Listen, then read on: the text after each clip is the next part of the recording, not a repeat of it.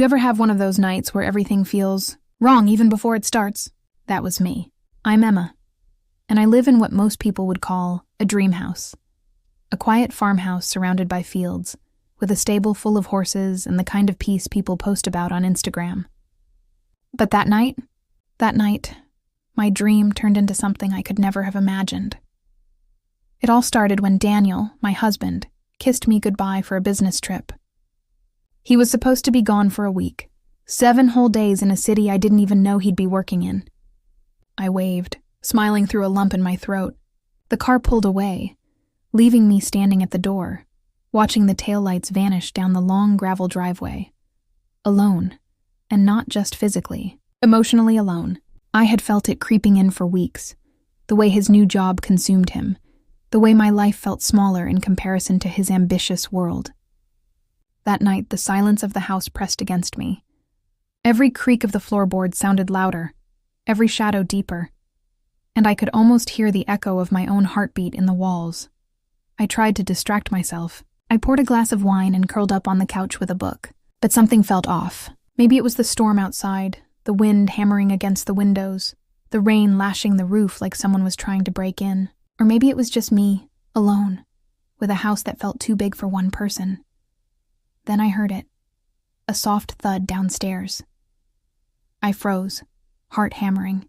My first thought, Daniel had left something behind. His laptop maybe, or one of his shoes. But no. I remembered exactly how empty the house had been when he left. I set the wine aside and crept toward the stairs, every nerve on fire. Another sound. A shuffle, heavier this time, deliberate. Not human. I flicked on the hallway light and froze in the doorway.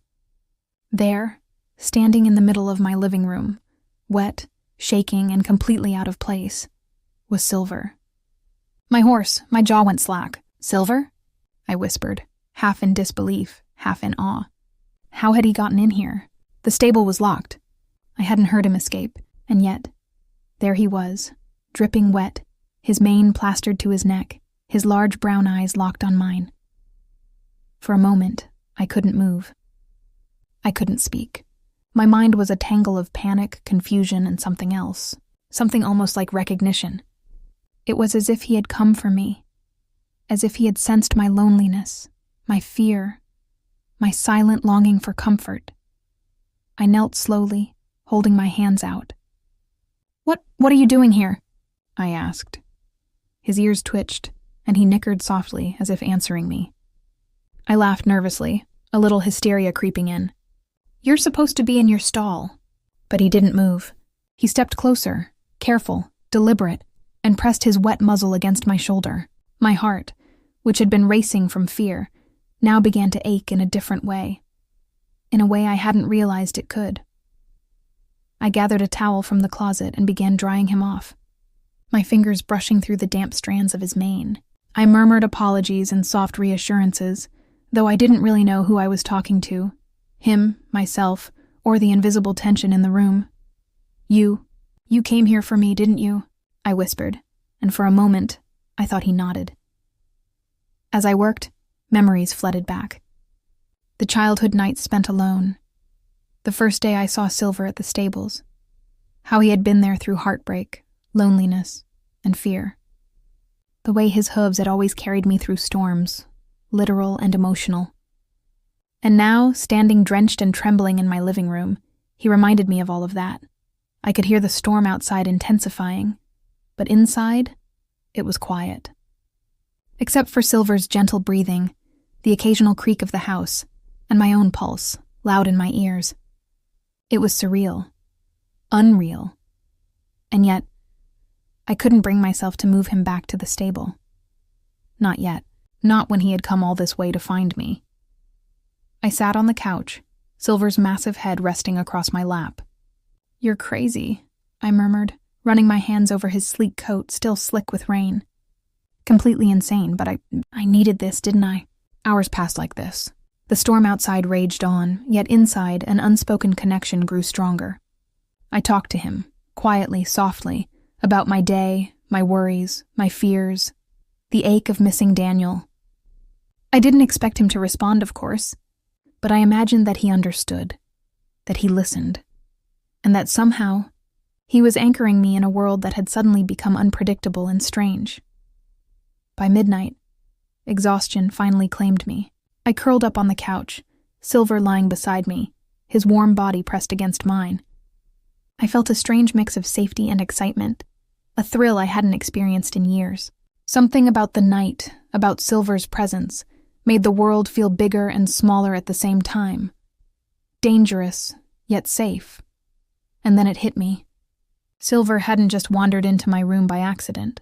He had come for a reason. He had sensed something I hadn't, some shift in my life, some looming change, some silent storm that no one else could hear. I didn't know what it was yet. I didn't know how it would unfold. All I knew was that I wasn't alone. Not really, not anymore.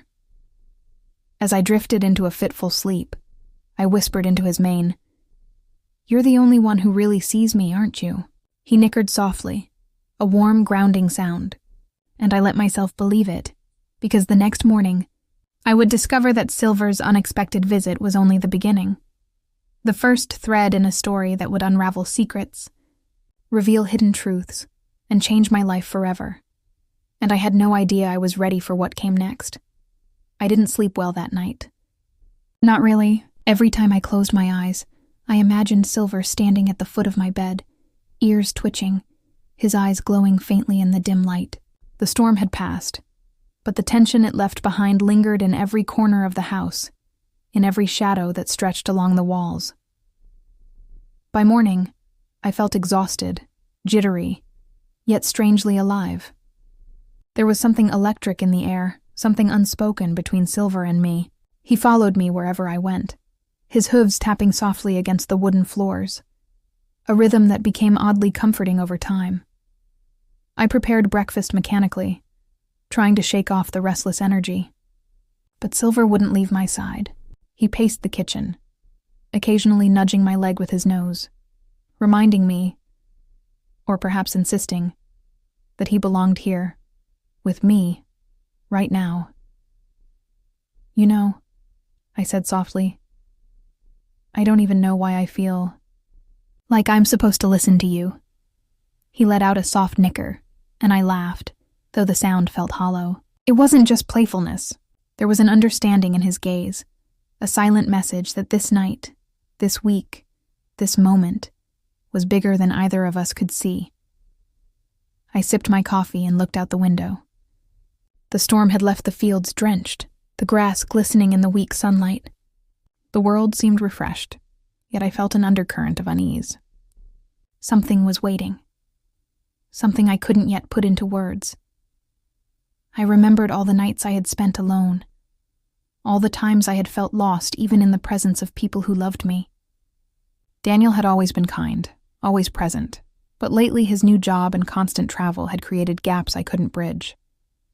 And yet, in the middle of this emptiness, Silver had appeared, a lifeline in the darkness. I reached out and ran my hand along his mane, feeling the damp strands against my fingers. "You know me better than anyone," I whispered. "Better than he does. Better than I do." He pressed his head closer, as if to affirm it, and a lump rose in my throat. There was something magical about the way he moved, the way he reacted to me.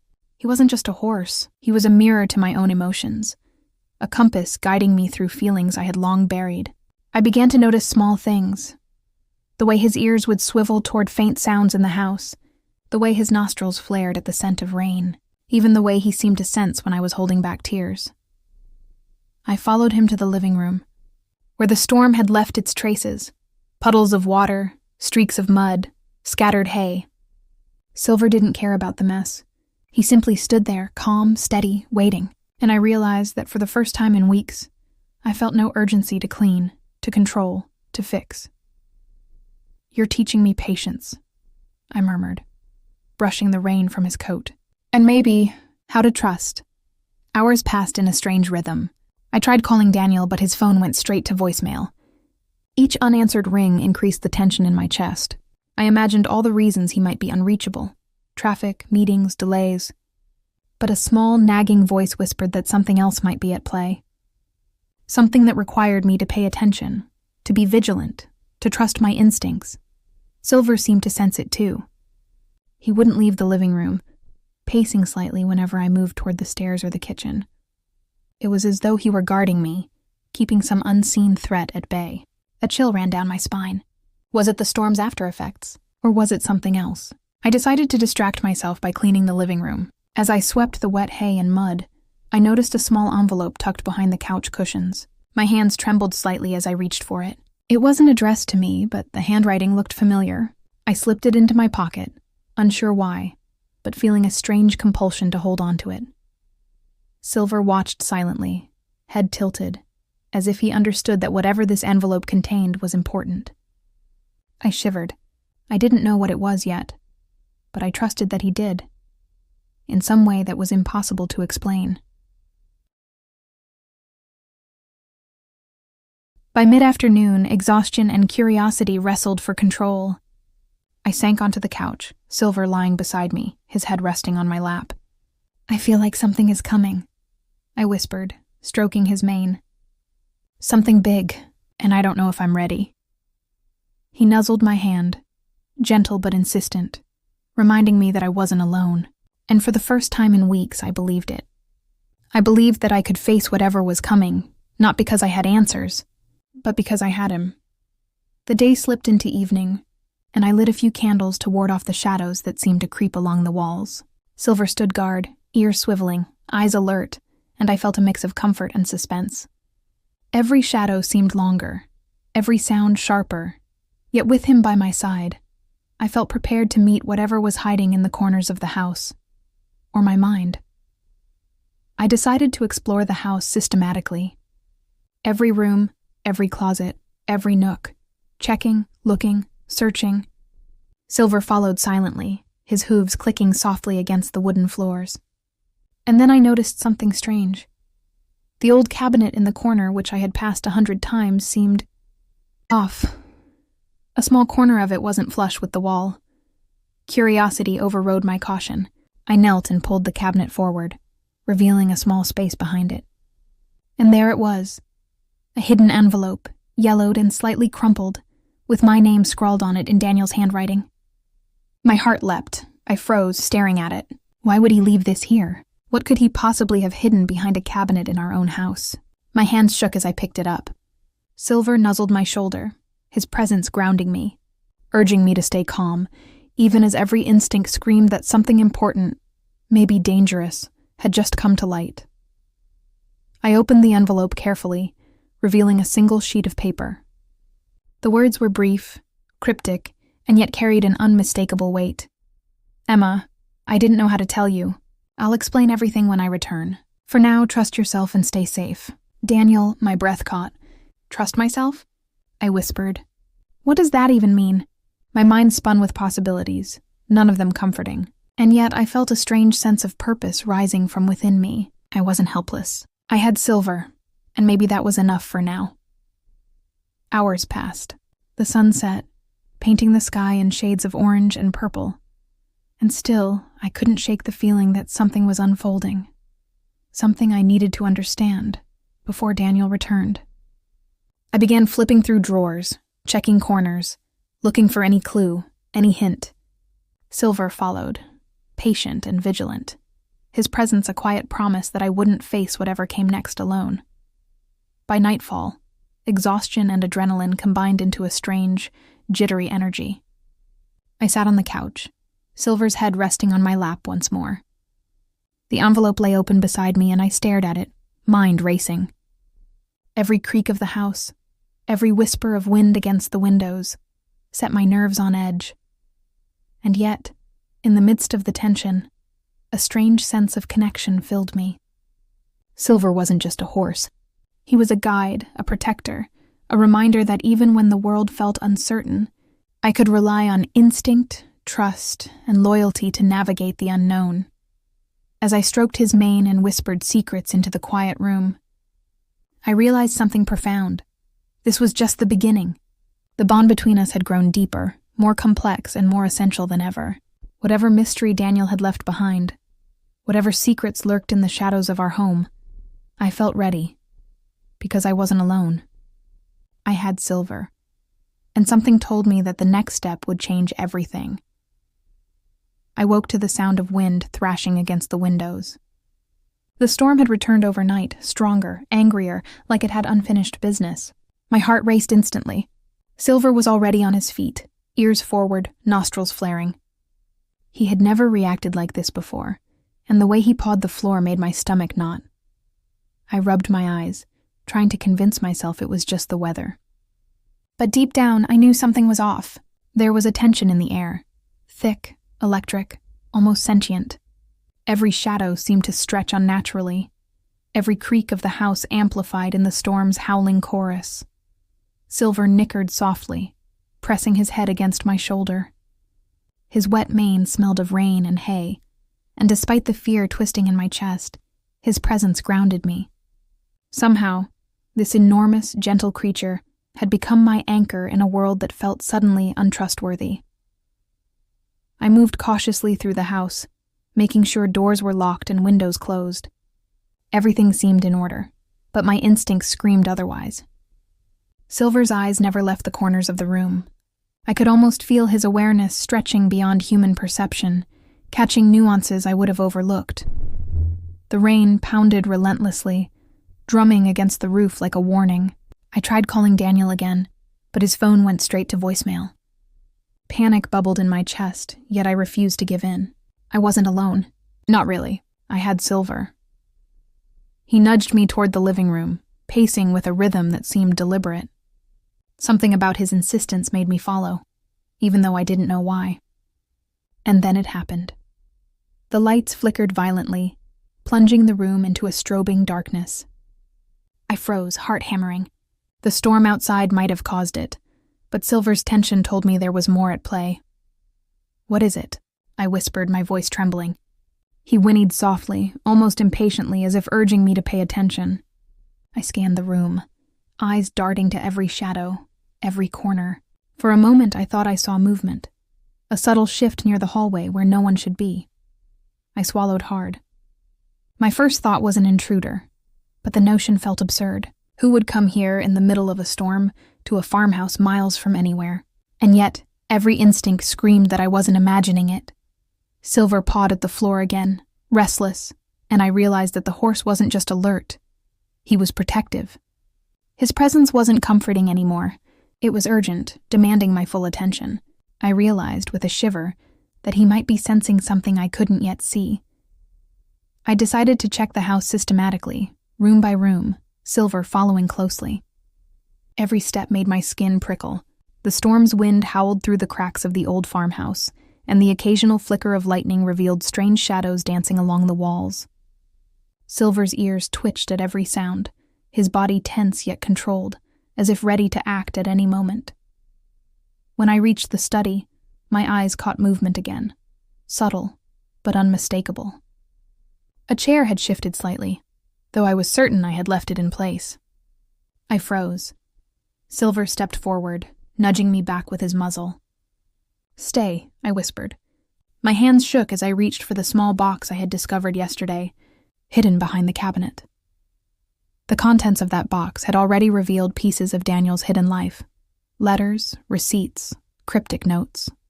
But now, with the storm raging outside and the shadows stretching unnaturally across the walls, I realized I hadn't yet understood the full scope. Something about the storm had heightened my senses, sharpened my awareness.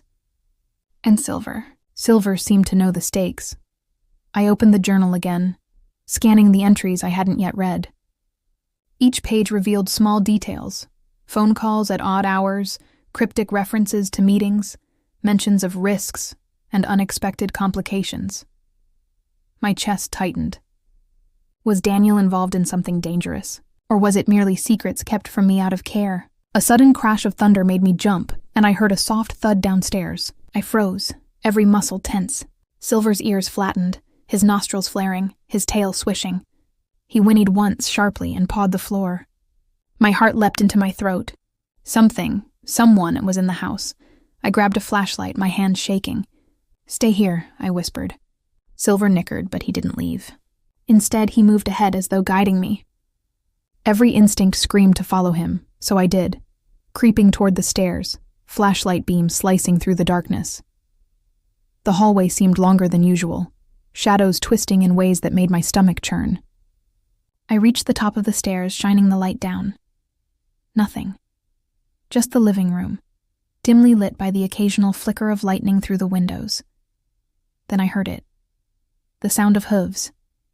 My blood ran cold, not the familiar soft tap of Silver's hooves, but heavier, unfamiliar, deliberate. Someone else was in the house. My mind raced.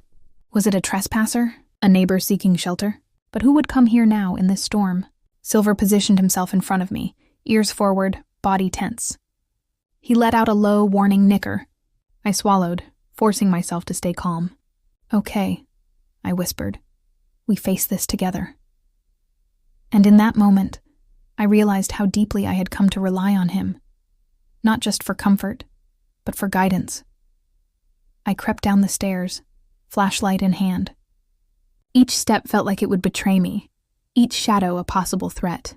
When I reached the living room, everything seemed normal, yet my instincts screamed otherwise. I scanned every corner. The storm outside made the walls shake, and I imagined movement in the periphery of my vision.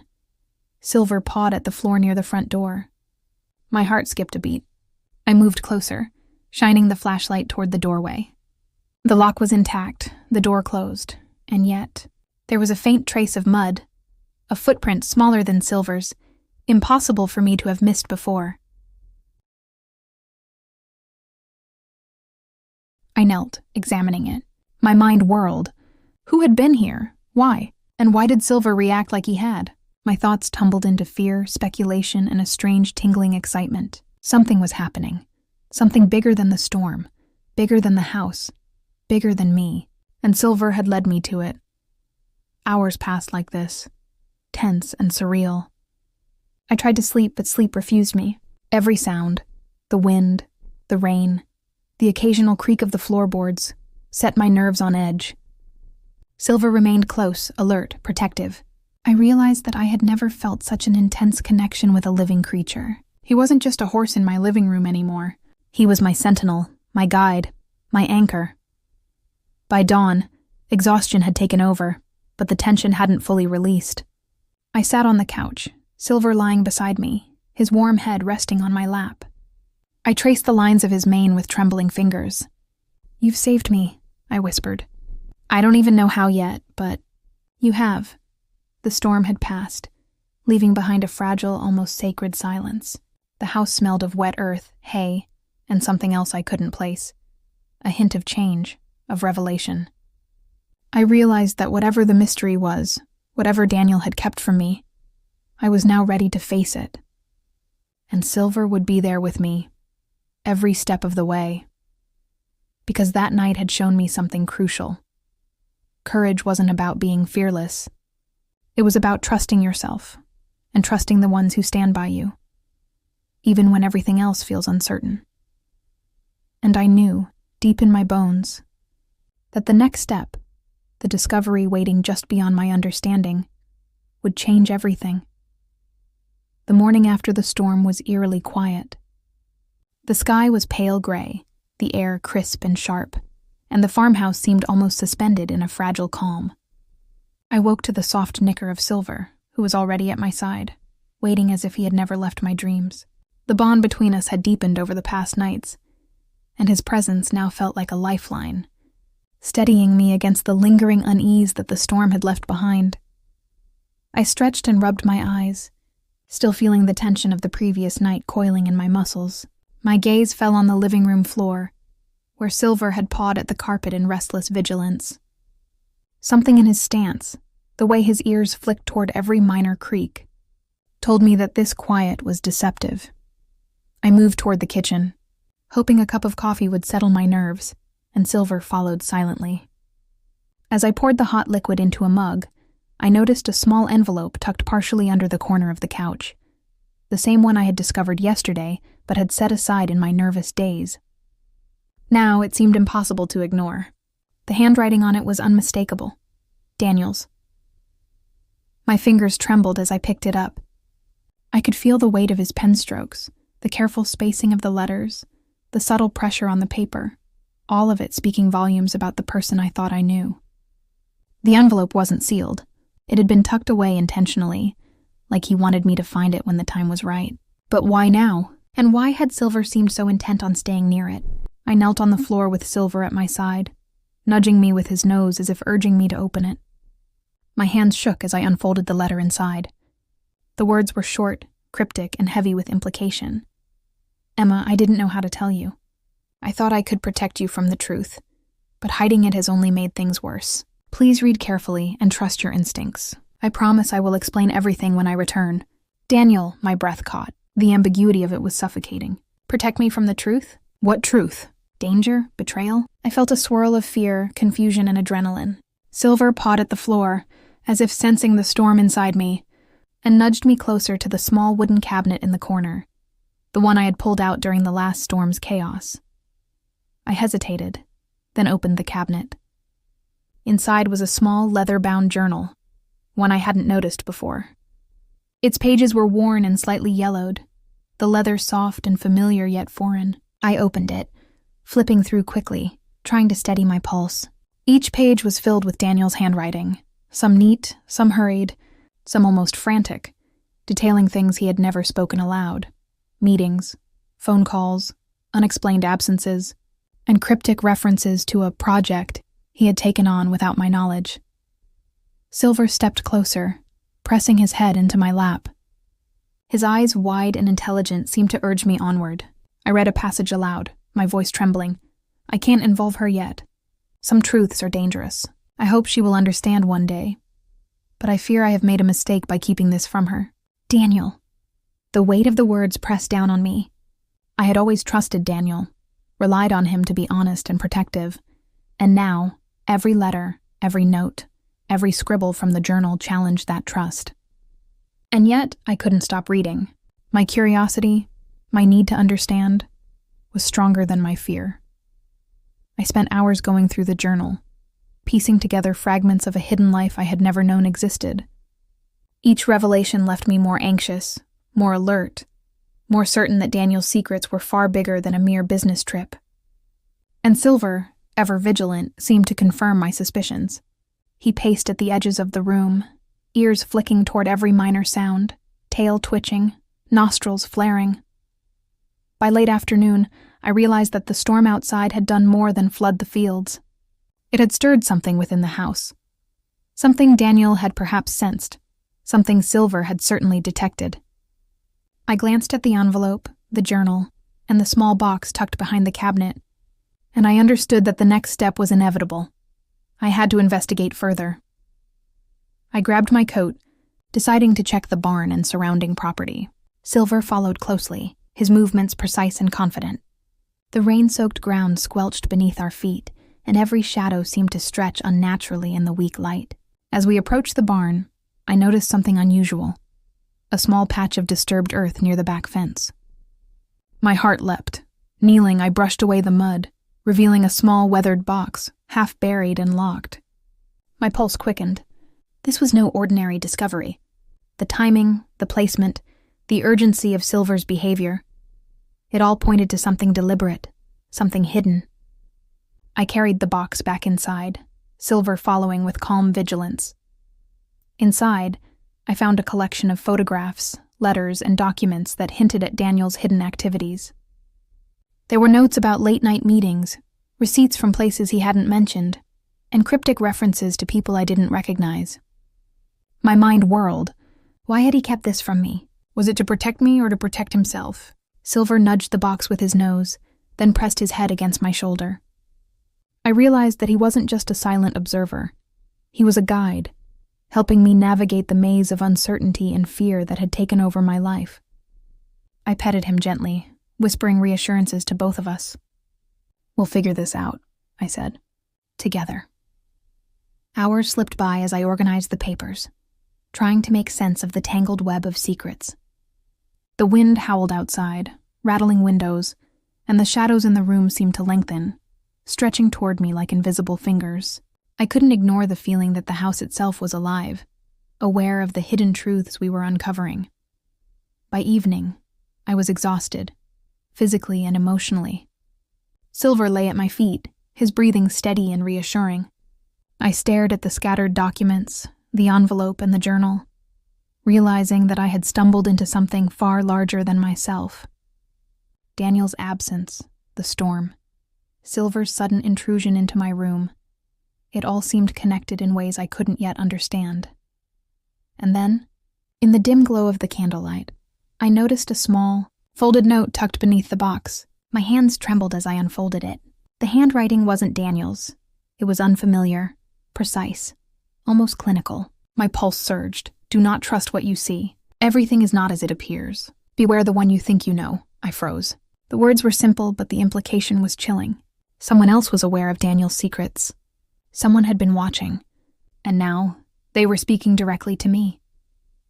Silver whinnied softly, nuzzling my shoulder, and I realized that he had been right all along. His instincts, his presence, his protective vigilance, they weren't just comforting. They were necessary. I couldn't navigate this alone. I looked around the room, at the scattered documents, the hidden envelope, the mysterious note, and the steady, intelligent gaze of my horse. The pieces were coming together, but the puzzle was far from complete. Someone had gone to great lengths to keep secrets from me, to obscure the truth, to hide the danger lurking just beyond the familiar walls of my home. And yet, as terrifying as it all was, I felt a strange thrill coursing through me. This was the first time in weeks, maybe months, that I truly felt alive, alert, and aware. The storm had passed, but a new storm was building, and I was standing at the center of it, guided by Silver's calm certainty. I whispered to him, "Whatever happens next, we face it together." His ears flicked forward, eyes shining in the candlelight, and I knew he understood. The night deepened, shadows stretching long across the walls. I sat on the couch, Silver's head resting on my lap, my hands trembling as I clutched the hidden note. I realized that I had entered a world I hadn't known existed, one filled with secrets, danger, and uncertainty. And I also knew, with absolute certainty, that Silver's sudden appearance in my room was no accident. He had come to guide me, to protect me, and to help me navigate the truth that Daniel's absence had left behind. And I couldn't shake the feeling that the next revelation, the one that would change everything, was just around the corner. The morning sun filtered softly through the curtains, painting the living room in warm gold and muted shadows. The storm from the night before had fully passed, leaving the world outside sparkling, almost unreal in its calm. Inside, however, the tension lingered, like the house itself was holding its breath. I sat on the couch, Silver at my side, his head resting lightly on my lap. The night's discoveries had left me exhausted but alert. I had combed through the hidden letters, the journal, and the mysterious note, trying to piece together the fragments of Daniel's secrets. I still didn't fully understand them, but something had shifted inside me. I was no longer merely waiting. I was ready. And then, the sound I had been both anticipating and dreading, the crunch of tires on the gravel driveway. Daniel was home. My pulse quickened, a swirl of relief, fear, and curiosity building in my chest. Silver lifted his head, ears forward, and I felt the subtle tension in his muscles. He knew something, or sensed something, I couldn't yet. The front door opened, and Daniel stepped inside. He looked weary, weighed down by travel, but the sight of me, and Silver, waiting there made his eyes widen. "Emma," he began, voice low and uncertain. "Sit," I said, trying to steady my voice. "We need to talk. About everything." He hesitated, then stepped forward, eyes flicking to Silver. The horse stood calmly, but alert, as if silently warning Daniel that the balance of power in this room had shifted. I held his gaze unflinching, and for the first time in weeks, I felt a strange confidence. I was no longer just the person left behind during his trips. I was awake, fully present, and aware of the truth, or at least part of it. We spoke for hours. Daniel explained pieces of the journal, the letters, and the cryptic notes.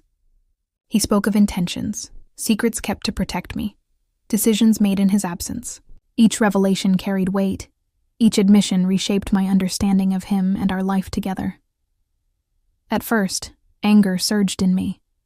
I had trusted him, had relied on him, and yet he had hidden so much.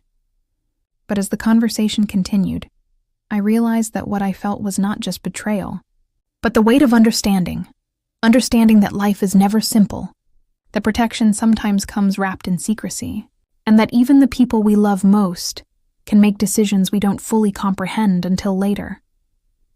Silver remained a constant presence through it all, his head occasionally nudging my hand as if to reassure me.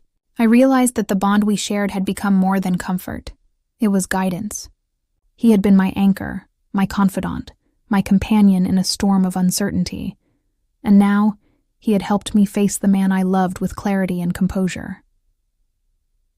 By afternoon, the tension began to shift. The air felt lighter, the room warmer. Daniel stepped back, offering me space I hadn't realized I needed. "I don't know how to make up for keeping these things from you," he said quietly. "I only hope we can move forward together." I nodded. "We will," I said. And I meant it. Not because the secrets had vanished, not because the fear had disappeared, but because I had learned something vital. I could face uncertainty, fear and mystery, not alone, but with allies I could trust, in ways I hadn't known before. I looked at Silver, his large eyes reflecting the soft sunlight. "You were right," I whispered. "I needed you." He nuzzled my hand, and for a moment, everything felt balanced, safe, almost perfect. And yet, just as I allowed myself a sense of calm, I noticed something unusual at the edge of the room. A small envelope, neatly folded, had appeared on the doormat. I hadn't seen it before. My pulse jumped. My instincts screamed. I picked it up carefully, examining the unfamiliar handwriting. My heart skipped a beat. Someone else had been here. Someone had left this message deliberately, aware of Daniel's secrets, aware of me, aware of the house. Silver whinnied softly, ears flicking forward, and I felt the familiar tension coil inside me. The same tension that had kept me alert during the storm. The same tension that had guided me through the hidden letters and journal. I opened the envelope with trembling hands. Inside was a single note, short, cryptic, and chilling. "The truth is not finished. Trust no one completely. Be ready." I froze, heart pounding. Silver pressed his head into my shoulder, grounding me, but the warning in the note was undeniable. Someone else was watching. Someone else was orchestrating events behind the scenes, and the story I thought had reached its resolution was only just beginning. I looked at Daniel, then back at Silver. The calm I had felt moments ago had vanished, replaced by a thrilling, terrifying certainty. The world was bigger, stranger, and more dangerous than I had realized. And Silver, steady, loyal, unwavering, would be by my side, guiding me through whatever came next. I whispered to him, "Whatever happens, we'll face it. Together." He nuzzled my hand, and for the first time, I felt ready, not just to confront Daniel's secrets, but to step into the unknown, with courage, clarity, and trust in the bond that had carried me through the storm. And outside, the wind shifted, carrying a faint, almost imperceptible sound, a signal, a whisper, a promise that the mystery was far from over. I glanced at the note again, heart racing. Some things I realized are never truly finished.